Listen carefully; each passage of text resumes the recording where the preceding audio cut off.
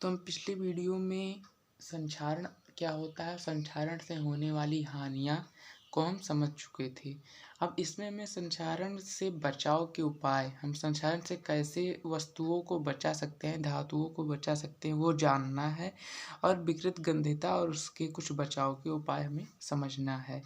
तो शुरू करते हैं इस टॉपिक को। और ये लास्ट लेक्चर होने वाला है इस चैप्टर का, इसके बाद कोई एपिसोड नहीं रहेगा और ये चैप्टर खत्म हो जाएगा।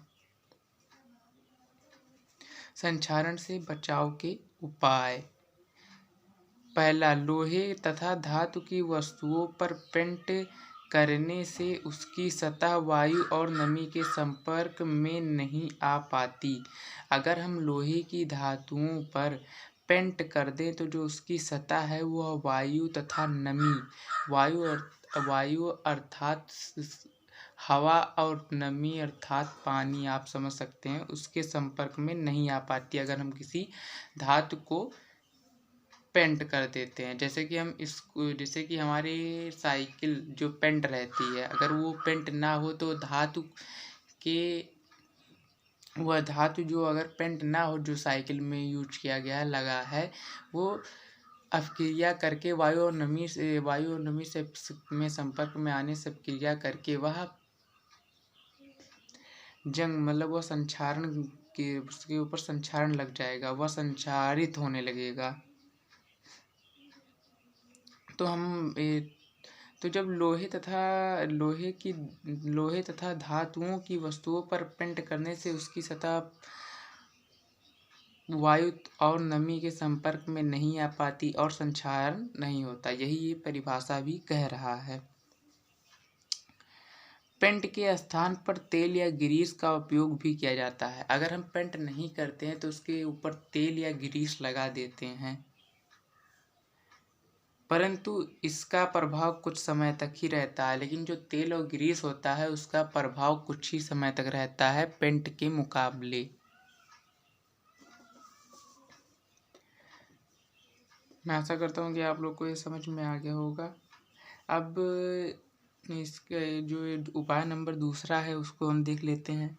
लंबे समय तक संक्षारण से बचाने के लिए टिन की परत चढ़ाकर गैल्वेनीकरण किया जाता है। लंबे समय तक जो हम संक्षारण से बचाना, अगर हमें लंबे समय तक बचाना है तो उससे टिन से उसके जो धातु रहता है, धातु या लोहे पर टिन की परत चढ़ा दी जाती है, जिससे 10-12 साल तक 15 साल तक कोई जंग नहीं लग पाता। जैसे कि हम वहाँ पर भी देख सकते हैं, जो हमारी बाइक्स होती हैं, मोटरसाइकिल, उस पर टिन की परत चढ़ी होती है, तभी वो 10-12 साल तक उसमें कोई जंग या नहीं लगता, जंग वंग संक्षारित नहीं होता उसका कोई भी पार्ट। और एक जिंक जस्ता से यह दलापन किया जाता है, जिससे ये भी संक्षारण से बचाव के उपाय के अंतर्गत ही आता है। तो हमने संक्षारण से बचाव के उपाय समझ लिया है। संक्षारण और संक्षारण से हानियाँ क्या होती है हमने पिछले वीडियो में समझ लिया था। तो मैं आशा करता हूँ आपको संक्षारण टॉपिक है वो अच्छे से क्लियर हो गया होगा। क्लियर नहीं हुआ तो आप कमेंट बॉक्स में बिल्कुल बताएं। और अब हम पढ़ने वाले हैं विकृत गंधिता।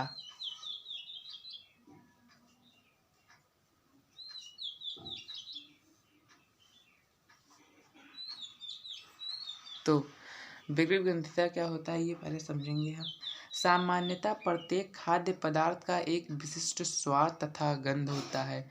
हम देखते हैं, अगर कोई भी खाने वाली वस्तु हो या पदार्थ हो तो उसका कोई ना कोई एक विशेष महक होती है, स्वाद होता है।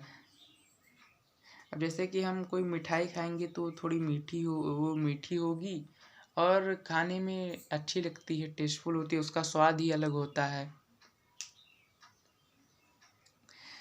तो वही कहने की बात है कि कोई भी अगर खाद्य पदार्थ है इस दुनिया में, कोई भी अगर खाद्य पदार्थ है तो उसके खाने का स्वाद तथा महक अलग अलग होता ही है, सबसे डिफरेंट होता है, उसका होता है, किसी किसी का भी मिलता भी है स्वाद। तो आगे देखते हैं, इस विशेष स्वाद या गंध अथवा दोनों के खराब होने को ही विकृत गंधिता कहते हैं। प्रत्येक जो पदार्थ होता है, खाने वाली वस्तु होती है, उसका स्वाद होता है और महक होता है, और जब यही महक और स्वाद खराब हो जाता है तब इसी को हम विकृत गंधिता कहते हैं। जिसे हम ने मान लो मिठाई खरीदी और वो रखी है घर पे, 2-3-4 दिन बीत गए, फिर हमें मतलब रख के हम भूल गए, फिर 2-3-4 दिन बीत गया तो फिर हमें याद आया कि मिठाई है, तो उसे जाके देखेंगे तो वो स्वाद और वो महक नहीं मिलेगा। इसका और कभी कभी तो बहुत ज़्यादा, जैसे गर्मियों में तो बहुत ज़्यादा वो खराब हो जाता है, तो उसी को विकृत गंधिता कहते हैं। जैसे कि हम खाना ही ले लेते हैं, अगर हमने थोड़ा बहुत बच गया, अगर उसे फ्रिज या किसी फ्रिज में नहीं रखा गया तो वो ऐसे ही रखा रहा, तो अगर 1-2 दिन बाद मान लो हमें याद आता है कि एक बच्चा है, तो दे जाके देखेंगे तो खराब हो चुका होगा। ऐसे एक बार की घटना है, एक सर हम लोग किसी एक बता रहे थे कि वो गर्मियों की छुट्टी होने वाली थी और वो स्कूल गए थे, स्कूल से आए, उन्होंने टिफ़िन में जो हमारा लंच बॉक्स होता है तो उसी में बच गया था शायद, पर मतलब रोटी थी तो बच गया था थोड़ा, तो रखे थे वो, तो वो रख के भूल गए, छुट्टी बस गर्मी की छुट्टी हो गई। अब वो जुलाई में जब जब बैग साफ करने लगे तो लंच बॉक्स खोला तो उसमें देखा कि वो रोटी अभी भी बची हुई थी और उस पर बहुत से फंगस लग गए थे और वह विकृत गंधिता हो गया था। लेकिन वो तो बहुत ज़्यादा समय हो गया था, लेकिन कुछ ही समय में विकृत गंधिता अपना असर दिखा देती है खाने वाले पदार्थों पे। तो मैं आशा करता हूँ आपको विकृत गंधिता समझ में आ गया होगा। अब इससे बचाव के कुछ उपाय है वो हम समझ लेते हैं।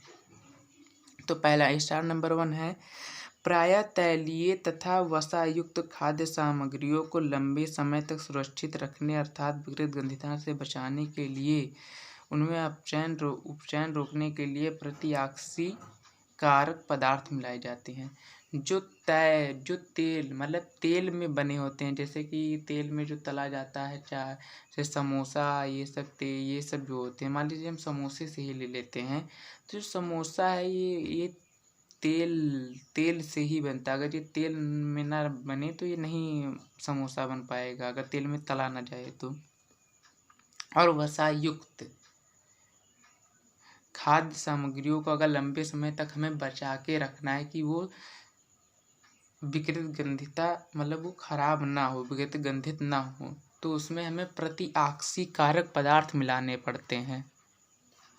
अब दूसरा नंबर क्या है,